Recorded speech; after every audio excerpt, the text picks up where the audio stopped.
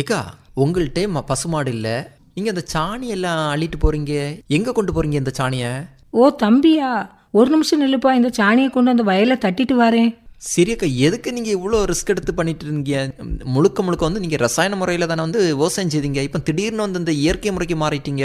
ஆமாம் தம்பி, பழைய காலத்தில் நம்முடைய பாட்டி தாத்தாலாம் இயற்கை விவசாயம் தான் பண்ணிட்டு இருந்தாங்க.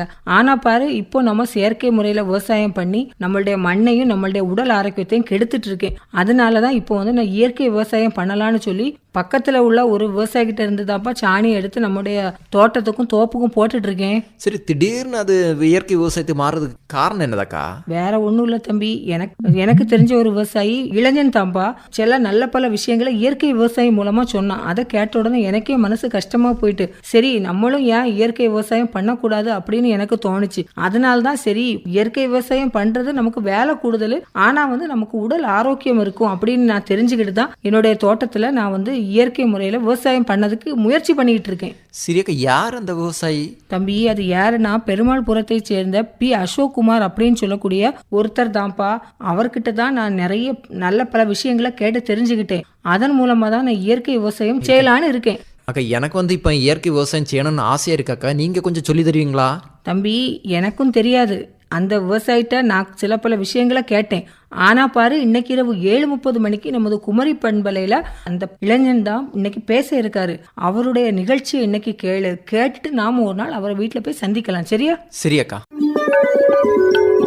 வணக்கம். வணக்கம். சொல்லுங்க, நீ முதல்ல உங்களை பற்றி அறிமுகப்படுத்திக்கோங்க. என்னோட பேர் அசோக் குமார். எனக்கு 36 வயசாகுது. எனக்கு இப்போ 1 ஏக்கர் லேண்ட் இருக்குது. அதில் தென்னை விவசாயம் பண்ணிகிட்ருக்கேன். தென்னை விவசாயத்தில் ஊடு பயிராகவும் நிறைய பயிர்கள் பண்ணிகிட்ருக்கேன். அதில் பார்த்திங்கன்னா இயற்கையாகவே கொண்டு போயிடலாம், செயற்கை உரம் வேண்டாம் அப்படிங்கிறனால மண்புழு உரம், அப்புறம் மீன் அமிலம், அப்புறம் எருக்கலை கரைசல், அந்த மாதிரி பட்டங்களை மட்டும்தான் மரத்துகளுக்கு கொடுத்துட்ருக்கேன். இப்போ நீங்கள் சொன்னீங்க இயற்கை முறையில் நான் விவசாயம் பண்ணுறேன் அப்படின்னு சொன்னீங்க. இப்போ இயற்கை முறையில் விவசாயம் பண்ணுறதுக்குள்ள ஆர்வம் வந்து உங்களுக்கு எப்படி வந்துச்சு? இப்போ நம்மாழ்வார் அவங்களோட வழியில் தான் நான் போகணும் அப்படிங்கிற ஒரு பெரிய... அது எப்படி நம்மாழ்வார் அது ஒரு புக்கை படிச்சிங்களா, இல்லைன்னா அவரை நேரடியாக சந்தித்து அவருடைய மீட்டிங் எல்லாம் போய் அந்த மாதிரி தான் நீங்கள் வந்து உங்களுக்கு அந்த ஆர்வம் வந்துச்சு? எப்படி? நம்மாழ்வார் மாதிரி அவங்க வந்து பெரிய ஆட்கள், ஸோ அவங்கள மீட் பண்ணுறது கஷ்டம். பட் அவங்களோட இணையதளத்தில் அவங்களோட பேச்சை கேட்டிருக்கேன். அவங்களோட பேச்சு ரொம்பவும் இயற்கை சார்ந்ததாகவே இருக்கும் எப்போவுமே. அதனால் அது எனக்கு பிடிச்சி போய் அதில் நானும் கொஞ்சம் ஈடுபடலாம் அப்படிங்கிறல. இப்போ கடந்த 5 வருஷமாட்டு நான் இந்த இயற்கையிலேயே பண்ணிகிட்ருக்கேன். ஆரம்பத்தில் ரொம்ப கஷ்டமாக தான் இருந்துச்சு. ஆனால் இப்போ படிப்படியாக பார்க்கும்போச்சில் தென்னையோட ஈல்டு வந்து ரொம்ப நல்லாயிருக்கு. தேனீச்சி வளர்ப்பு, மீன் வளர்ப்பு, காளான் வளர்ப்பு, அந்த மாதிரி என்னோடய ஒர்க்கை நான் டிவைட் பண்ணி அப்படி கொஞ்சம் கொஞ்சமாக பண்ணிகிட்ருக்கேன். என்னோடய தேவைகளுக்கு மட்டும்தான் பண்ணுறேன், வெளியே நான் இன்னும் சேல் பண்ணலை. இப்போது நீங்கள் சொன்னீங்க நான் வந்து இயற்கை முறையில் வந்து விவசாயம் பண்ணிகிட்ருக்கேன் அப்படின்னு சொன்னீங்க. நீங்கள் விவசாயம் மட்டும்தான் பண்ணுறீங்களா? நீங்கள் என்ன படிச்சிருக்கீங்க? வேறு ஏதாவது வேலையும் பார்த்துட்ருக்கீங்களா? எப்படி? நான் இன்ஜினியரிங்கில் எலக்ட்ரானிக்ஸ் அண்ட் கம்யூனிகேஷன் படிச்சிருக்கேன். அது மூலமாட்டு நான் ஒரு ப்ரைவேட் கம்பெனியில் ஒர்க் பண்ணுறேன்.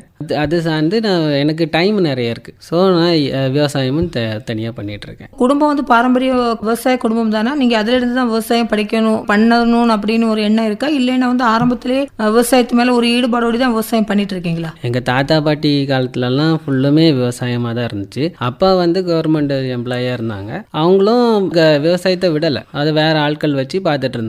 எனக்கு ஒரு ஏஜ் அந்த பிறகு வேலைக்கு போன பிறகு எனக்கு இந்த விவசாயம் மேலே ஒரு ஆர்வம் வந்துச்சு. கம்ப்யூட்டர் ஒர்க் பண்ணியே இருக்காண்டா, நம்ம விவசாயத்துலேயும் கொஞ்சம் கால் வைப்போம், அதுவும் ரொம்ப நல்லா இருக்கு, இயற்கை சார்ந்து இருப்போம் அப்படின்னு இதில் இறங்கியிருக்கேன். அதாவது நீங்கள் இளைஞராக இருக்கீங்க, இயற்கை விவசாயத்துக்கு மேலே ஒரு பற்றோடு இருக்கீங்க. உங்களே மாதிரி இளைஞர்கள் இருந்தாங்கன்னா அவங்கள ஆர்வப்படுத்துகிற மாதிரி, அதாவது இயற்கை விவசாய முறையை இன்னும் அடுத்த கட்டத்துக்கு நம்ம எடுத்துகிட்டு போகணும் அப்படிங்கிற ஆர்வப்படுத்துகிற மாதிரி ஏதாவது விஷயங்கள் வந்து நீங்கள் பண்ணிட்டு இருக்கீங்களா? இப்போ ஆர்வப்படுத்துறதுன்னா நான் பண்ணுறத சமூக வலைதளத்தில் விட்டுறேன். அதை வந்து இப்போ யாராவது இளைஞர்கள் பார்த்தாங்கனாலோ அவங்களுக்கும் ஆர்வம் வந்து என்கிட்ட இப்படி பண்ணலாமா இப்படி பண்ணலாமான்னு ஒரு 2-3 பேர் கேட்டிருக்காங்க. பட்டு என்னென்னா, நம்ம விவசாயத்தை பொறுத்த வரைக்கும், இயற்கை விவசாயத்தை பொறுத்த வரைக்கும் அதிக லாபம் கம்மியாக இல்லை. லாபத்தை கொண்டு வரணும் அப்படின்னாக்கா நம்ம கவர்மெண்ட்டும் கொஞ்சம் ஸ்டெப் ஒத்துழைச்சே ஆகணும். அவங்க மானியம் கொடுக்குறாங்க, இல்லைன்னு சொல்லலை. ஆனால் அதை தாண்டி மானியம் மட்டும் பத்தாது, இளைஞர்களை ஊக்குவிக்கணும் நல்லா. இயற்கை முறையில் வந்து விவசாயம் பண்ணிட்டு இருக்கேன், அது சார்ந்த விஷயங்கள், அதாவது ஒன்றுக்கு ஒன்று சார்ந்து நான் பண்ணிக்கிட்டு இருக்கேன்னு சொன்னீங்க. நீங்கள் எப்படி இயற்கை முறையில் விவசாயம் பண்ணுறீங்க, அது எந்தெந்த விஷயங்களுக்கு அது பயன்படுது விவசாயத்தில், அதை பற்றி சொல்லுங்கள். இப்போ நான் மண்புழு வளர்க்குறேன் அப்படிங்களேன். மண்புழு வளர்க்குறதுனால பெனிஃபிட் என்னென்னா, இப்போ அந்த மண்புழுவே நான் என்னால் மீன் வளர்க்குறேன், மீனுக்கு கொடுக்க முடியும், கோழிக்கு கொடுக்க முடியும். ஸோ இயற்கை சார்ந்தே நான் வந்து 4-5 ஒர்க் வேலைகளை செஞ்சிட்ருக்கேன். ப்ளஸ்ஸு காளான் வளர்க்குறேன். அந்த பெட்டு வரக்கூடிய வேஸ்ட்டை வந்து நம்ம மண்புழு தயாரிக்கிறதுக்கு பயன்படுத்தினா இன்னும் நல்ல ஒரு இயற்கையான ஒரு உரம் கிடைக்கும். அந்த உரத்தை நான் என் மரத்துக்கு போடும்போச்சில் அது எக்ஸ்ட்ராவாக ஈல்டு கொடுக்கும். இப்போ 100 காய் ஒரு வருஷத்தில் கொடுக்குது அப்படின்னா 150 காய் கொடுக்குது. ஸோ அதனால ஈல்டு அதிகமாக இருக்குது. நம்மளுக்கு ப்ரொடக்ஷன் வைஸு கண்டிப்பாக பெனிஃபிட் இருக்குது. அதனால நான் இயற்கையை கொஞ்சம் தேர்ந்தெடுத்திருக்கேன். சரி, இப்போது நீங்கள் மண்புழு உரம்லாம் நான் தயாரிக்கிறேன்னு சொன்னீங்க. அது எப்படி பயிற்சி எடுத்து அதன் மூலமாக தயாரிக்கிறீங்களா, இல்லைன்னா வந்து சில விவசாயிகள் யாராவது பண்ணுறதை பார்த்து நீங்கள் அப்படி பண்ண ஆரம்பிச்சிங்களா? நான் தோட்டக்கலைத்துறையில் அப்ளை பண்ணியிருந்தேன். அவங்க வந்து எனக்கு பெட்டு கொடுத்துருந்தாங்க. அந்த பெட்டோட சைஸு 12x4:2 அந்த சைஸில் இருக்கும். அது பார்த்திங்கன்னா அது நான் சமூக வலைதளத்தில் பார்த்து தான் அதை கற்றுக்கிட்டு நானே பண்ணிட்டேன். ஆனால் நான் இது 3ஆவது தடவை போட்டிருக்கேன். 3 தடவை எனக்கு சக்ஸஸ் தான். 45 நாளில் நம்மளால் ஈல்டு எடுக்க முடியும். ஒரு பெட்டில் இருந்து 500 கிலோ வரைக்கும் நம்மளால் ஈல்டு எடுக்க முடியும். அதை வந்து முறைப்படி செஞ்சோம் அப்படின்னா கண்டிப்பாக சக்ஸஸ் தான். இயற்கை விவசாயம் ஒரு நல்ல தொழில் தான். அதாவது விவசாய முறைகளில் நம்ம அந்த காலத்தில் நம்முடைய பாட்டி தாத்தாக்கள்லாம் இயற்கை முறையில் தானே விவசாயம் பண்ணிட்டு இருந்தாங்க. ஆமாம். அதே மாதிரி இப்போ இடைக்காலத்தில் தான் இந்த வியாபார நோக்கோட கொஞ்சம் நம்ம வந்து செயற்கை உரங்களுக்கு மாறிட்டோம். அப்படி மாறின பிறகு நமக்கு நோய்களும் அதிகமாகுது. இன்னொன்று வந்து மண்ணினுடைய வளம் எல்லாமே நமக்கு கெட்டு போயிடுதில்ல. கண்டிப்பாக. இது நான் தென்னை மரத்துக்கு முன்னாடி ஃபுல்லுமே ரசாயன உரங்கள் தான் பயன்படுத்தினேன். இந்த களைக்கொல்லி யூஸ் பண்ணிட்டு இருந்தேன். அதில் எனக்கு பார்த்தீங்கன்னா ஈல்டு தொடக்கத்தில் நல்லா இருந்துச்சு. அதுக்கப்புறம் படிப்படியாக குறைஞ்சி. என்ன காரணம்னு தேடும் போச்சில் மண்புழு இல்லை. என்னோட வயல்லையே டோட்டலாக மண்புழு அழிஞ்சிடுச்சுன்னே சொல்லலாம். அதனால களைக்கொல்லி யூஸ் பண்ணலை. ப்ளஸ் மோனோக்ரோட்டோபஸ்ன்னு ஒரு கெமிக்கல் இருக்குது, அதெல்லாம் யூஸ் பண்ணவே கூடாது. அது நம்மளுக்கு கேன்சர் மாதிரி நோய்களை உருவாக்குது. அதனால் அது யூஸ் பண்ணவே இல்லை. இப்போ ஸ்டாப் பண்ணி 5 வருஷம் ஆச்சு. என்னால் என்னோட இடத்துல நின்று சுவாசிக்கும் போச்சில் இயற்கையான காற்று எனக்கு கிடைக்குது. அதாவது அந்த கெமிக்கலை வந்து நம்ம மண்ணுக்கு போட்டாலும் மண்ணின் வளம் கெடும், அந்த செடியினுடைய வளர்ச்சியும் நமக்கு அதில் கிடைக்கக்கூடிய அந்த விளைபொருட்களை சாப்பிடும்போது நம்மளுக்கும் பாதிப்பு ஏற்படுது. அது போடும்போதே நமக்கு வந்து சுவாசிக்கும் போது கூட சில விதமான பிரச்சனைகளும் வருது. கண்டிப்பா 100% கெமிக்கலால நமக்கு பாதிப்பு இருக்கு. இதே இது நம்ம வந்து நான் மற்ற தோப்புல கெமிக்கல் ஒரு ரசாயனோட அடிச்சாங்கன்னா எனக்கு கரெக்டா தெரியுது. அந்த ஸ்மெல் என்னோட இயற்கையா இருக்கும். ஆனா பக்கத்துல இருக்கவங்க அப்படி இல்லை, அவங்களால மாற முடியல. ஏன்னா அப்படிதான் நம்மள சிஸ்டம் கொண்டு வந்துட்டு இருக்கு. அதனால தான் இப்போ அவங்களும் இயற்கைக்கு மாற எல்லா இடமும் சுத்தமாகறோம். எல்லா விளைச்சல் எல்லாமே இயற்கையாகவே போயிட்டு இருக்கும். மக்களுக்கு நல்லது போய் சேர்ந்துட்டு இருக்கும். அதாவது நிறைய விவசாயிகளுடைய மனசுல என்ன இருக்குன்னா, நமக்கு வந்து செயற்கை உரங்கள் கொடுத்தாதான் நமக்கு வந்து நல்ல ஈல்டு இருக்கு அப்படிங்கிற ஒரு எண்ணம் வந்து அவங்க மனசுல உருவாயிட்டு, அதை வந்து நம்ம கொஞ்சம் கொஞ்சமா தான் மாற்றி ஆகணும். உங்களே மாதிரி உள்ளவங்க பண்றத அவங்க பார்த்து அதில் உள்ள விளைச்சல்கள் எல்லாம் தெரிஞ்சா மட்டும்தான் அவங்க வந்து மாறுவாங்க. அப்படித்தானே? கண்டிப்பா. அந்த பாரம்பரிய ரக விதைகள் எல்லாமே அழிஞ்சது காரணமும் செயற்கை உரங்கள்னால தான். அந்த செயற்கை உரத்தை நம்ம கொஞ்சம் படிப்படியா அழிச்சிட்டு இருந்தோம்னு வைங்கன்னா கண்டிப்பா நம்மளால நல்ல ஒரு சுற்றுச்சூழலை உருவாக்க முடியும். உங்களுக்கு வந்து அந்த அளவுக்கு ஆர்வம் இருக்கு, பழைய காலத்துல இருந்த மாதிரியான ஒரு நல்ல ஒரு பியூரிட்டியான ஒரு லைஃபை நம்ம வாழணும் அப்படிங்கிற ஒரு எண்ணம் இருக்கு? கண்டிப்பா. நான் சென்னையில போய் கொஞ்சம் வருஷம் ஒர்க் பண்ணிட்டு இருந்தேன். எனக்கு அங்க இருந்த லைஃப் ஸ்டைல் அது சுத்தமா பிடிக்கல. அதனால இந்த வேலை இங்க ஊருக்குள்ளே கிடைச்சி அது மூலமாட்டு நான் வந்து என்னோட இடத்த பராமரித்து மேக்சிமம் இயற்கையாகவே கொண்டு போயிடுவோம் அப்படிங்கிற ஒரு தாட்டில் வந்து. இப்போ நீங்கள் சொன்னீங்க இந்த மண்புழு உரம் நான் தயாரித்தேன் அப்படின்னு சொன்னீங்க. இது வந்து நீங்கள் வந்து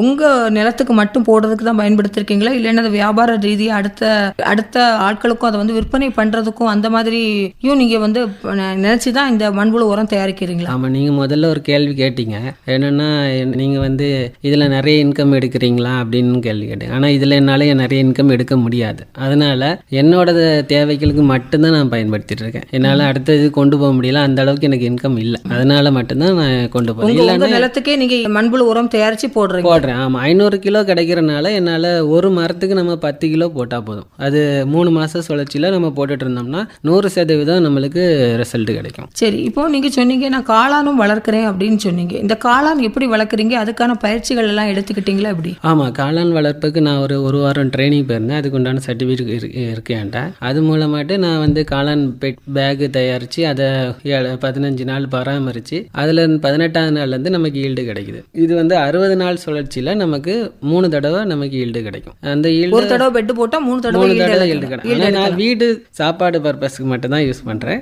அதை நான் என்ன கமர்ஷியலாக கொண்டு போகல. கமர்ஷியலாக கொண்டு போகணும்னு என்ன இருக்கா? கண்டிப்பாக பெரிய அளவுக்கு பண்ணணும். அதாவது உங்களுக்கு இதை முதல்ல நம்ம கரெக்டாக பண்ணி சக்ஸஸாக தெரிஞ்சுட்டு அப்புறம் நீங்கள் அதை இன்னும் கொஞ்சம் கூட வெளியில் மார்க்கெட்டுக்கு எடுத்துகிட்டு போகலான் இருக்கீங்க. கண்டிப்பாக. ஆமாம், கணக்கு காளான் கொண்டு போகிறதுல ரொம்ப ஆர்வம். காளான் ஏன்னா எனக்கு அது ரொம்ப தெரியுது, ஈஸியாக இருக்குது. அதனால அது யார் ஒரு சின்ன ஃபார்மர்னா கூட காளான் வளர்ப்பை ஈஸியாக ஆரம்பிக்கலாம். ஒரு 1000 ரூபா பட்ஜெட்டில் கண்டிப்பாக ஆரம்பிக்கும். சின்னதாட்டு சக்ஸஸ் இருக்குங்க. இன்னைக்கு வந்து நமக்கு உணவுப் பொருட்களை நமக்கு அதில் புரோட்டீன், அதாவது முட்டைக்கு இணையான புரோட்டீன் வந்து அதில் இருக்கிறதுனால அதிகமாக இருக்கு. அதனால கூட இப்போ வந்து நம்ம எல்லா சாப்பாடுலையுமே வந்து பிரியாணி கூட காளான் பிரியாணி, அப்புறம் வந்து சிக்கன்ல நம்ம என்ன சிக்கன் முட்டையில எல்லாம் என்ன மாதிரியான கிரேவிகள் பண்ண முடியுமோ இது எல்லாமே காளான்ல பண்ணலாம்ல. அது இல்லாமல் சுகர் பேஷண்ட் முத கொண்டு எல்லா பேஷண்ட்டும் நம்ம காளான சாப்பிடலாம். அதுக்கு காரணம் அதில் ஃபைபர் கண்டென்ட் அதிகமாக இருக்கு. அதனால கொழுப்பே கிடையாது, 0 ஃபேட். ஸோ நான் தைரியமாக சாப்பிடலாம். இப்போ நீங்க இதுல வந்து காளான் பண்றேன்னு சொன்னீங்கல்ல, அதுல என்ன காளான் பண்றேன்? நான் வந்து சிப்பி காளான், நம்ம கிளைமேட்டுக்கு வந்து சிப்பி காளான் தான் வளரும். அதனால சிப்பி காளான் மட்டும்தான் பயன்படுத்துறேன். மொட்டு காளான் உண்டு, இன்னொன்று உண்டு, அதுன்னு எனக்கு தெரியல. அதை பத்தி நான் ட்ரைனிங் எடுத்தது சிப்பி காளான் மட்டும்தான். அதனால அது மட்டும் எனக்கு, அது நம்ம கிளைமேட்டுக்கு அதுதான் வளரும். அதனால அது ஓகே. சிப்பி காளான் சொல்லும்போது இந்த ஆயிஸ்டர் மாதிரி எப்படி வளர்ந்து வரக்கூடியதா? சிப்பி மாதிரி இருக்கும் பாக்குறதுக்கு. அது பாக்குறதுக்கு இந்த விரிஞ்சி அழகா சிப்பி பூ மாதிரியே இருக்கும். சரி, அப்புறம் நீங்க வந்து இந்த அலங்கார மீன் எல்லாம் வளர்க்குறேன் அப்படின்னு சொன்னீங்க. அலங்கார மீனா பண்ணைக்குட்டையா? பண்ணைக்குட்டை. இப்போ நன்னீர் மீன் வளர்க்குறேன், நன்னீர் மீன் வளர்ப்பும் நான் பண்ணிட்டு இருக்கேன் அப்படின்னு சொன்னீங்க. இதுக்கும் நீங்க பல பயிற்சிகள் எடுத்துக்கிட்டீங்களா? இல்ல, மீன் வளர்ப்புக்கு நான் பயிற்சி எடுக்கல. எனக்கு வந்து கவர்மெண்ட் மூலமாட்டு பண்ணைக்குட்டை அமைச்சு தந்தாங்க. அந்த பண்ணைக்குட்டையில் நான் வந்து மீன் வளர்த்து, மீனை வளர்க்குறது மூலமாட்டு அது போடுற எச்சம் அந்த தண்ணியில் இருக்கும். நான் போடுற தீவனம் முதற்கொண்டு அந்த தண்ணியில் தான் இருக்கும். இப்போ நான் அந்த தண்ணியை வந்து என்னோட மரங்களுக்கு யூஸ் பண்ணும் போச்சுல, அதுவும் எக்ஸ்ட்ரா எனக்கு வந்து பெனிஃபிட் தான் கிடைக்குது. அந்த எச்சம் இருக்கிற தண்ணினால அது ஒரு உரம் தான். அதுவும் எனக்கு, அதனால தான் நான் வந்து எல்லாமே சேர்ந்து இருக்கணும் அப்படின்னு நான் யூஸ் பண்ணுறேன். தேனிச்சு. அப்புறம் வந்து நீங்கள் இந்த இப்போ பண்ணைக்குட்டையை நான் வச்சு, அதுவும் நான் வந்து என்னுடைய தென்னை மரத்துக்கு, என்னுடைய செடிகளுக்கு நான் வந்து அதை வந்து உரமாட்ட அந்த தண்ணியை நான் எடுக்கிறேன் அப்படின்னு சொன்னீங்க. பண்ணைக்குட்டையை வளர்க்குறதுக்கு மீன் இதெல்லாம் எங்கே வாங்குனீங்க? அது எப்படி நீங்கள் அதை பராமரிக்கிறீங்க? மீன் வந்து லோக்கலில் இருக்கிற ஃப்ரெண்ட்ஸ் மூலமாட்டு குளத்துலையோ ஆற்றுலையோ பிடிச்சி தான் நான் வந்து அதுவும் சிலேபி நார்மலான ஒரு 5 சென்ட்டுக்குள்ளே தான் இருக்கனால 150 to 200 மீன் தான் வளர்க்க முடியும். அதனால் அந்த இடத்துக்கு அவ்வளோதான் வளர்க்க முடியும். அதனால் சின்னதாக தான் பண்ணேன் நான். அது எனக்கு வந்து தண்ணி நல்லா இருக்கணும், மரத்துக்கு நல்லது கிடைக்கணும். அதுக்காக தான் நான் ஒன்றுக்கு சார்ந்து இன்னொன்று. அப்போ இதுவும் வளப்படனால நமக்கு வந்து விளைச்சல் அதிகமாக, மீனும் நல்லா இருக்கும். ப்ளஸ் தண்ணி நிலத்தில் படுறதுனால அந்த நிலம் வந்து வளப்படுது. இப்போ நீங்க இந்த மீன் பண்ணைக்குட்டி வச்சிருக்கேன்னு சொன்னீங்களா, இது எத்தனை வருடமா வச்சிருக்கீங்க? இதுவும் 3 வருஷம் ஆச்சு. அப்ப இதுல இருந்து நீங்க பலன் ஏற்கனவே ஆல்ரெடி எடுத்தாச்சு? நான் ஒரு தடவை தான் மீன் வச்சு பலன் எடுத்திருக்கேன். மற்றபடி 2 வருஷம் நான் சும்மா தான் இருந்தேன். அதுக்கப்புறம் இப்பதான் அதை பத்தி நாலேஜ் இப்பதான் கிடைச்சி, அதனால அது திரும்பியும் பண்ணிட்டு இருக்கேன். ஆமா. சரி, இப்போ நீங்க ஜிலேபி மீன் தான் நான் வளர்க்குறேன் அப்படின்னு சொன்னீங்க. அப்ப அந்த மீன் வந்து இன்னைக்கு மார்க்கெட்ல நல்ல விலை இருக்குதா? நான் உங்ககிட்ட ஃபர்ஸ்டே சொன்னேன், நான் என்ன கமர்ஷியலா இறங்கவே இல்லை. அதனால வந்து என்னோட பர்பஸ்க்கு, என்னோட வீட்டு தேவைகளுக்கு மேக்சிமம் வெளியே போய் நான் பர்ச்சேஸ் பண்றதுக்கு பதிலாக என்கிட்ட இருக்கிறத வச்சு நான் சாப்பிட்டுட்டு இருக்கேன். அந்த மாதிரி பண்ணிட்டு இருக்கீங்க. ஆனா இப்போதான் நீங்க ஒன்னொன்னு ஸ்டடி பண்ணி பாக்குறீங்க. இனி அடுத்தது இதை வந்து வேற லெவல்ல எடுத்துட்டு போலாம். நல்லபடியாட்டு போறது போயிட்டு இருக்கு அப்படின்னாக்க நான் பெருசு பண்ணுவேன். ஆனா இந்த மீன் கண்டிப்பா இல்ல, காளான் கண்டிப்பா நான் பண்ணுவேன். இதுவரை இயற்கை விவசாய முறைகள் நேர்முகம் கேட்டீர்கள். பங்கேற்றவர் பெருமாள்புரம் பி. அசோக்குமார் அவர்கள். உடன் உரையாடியவர் ரதி அருண்குமார்.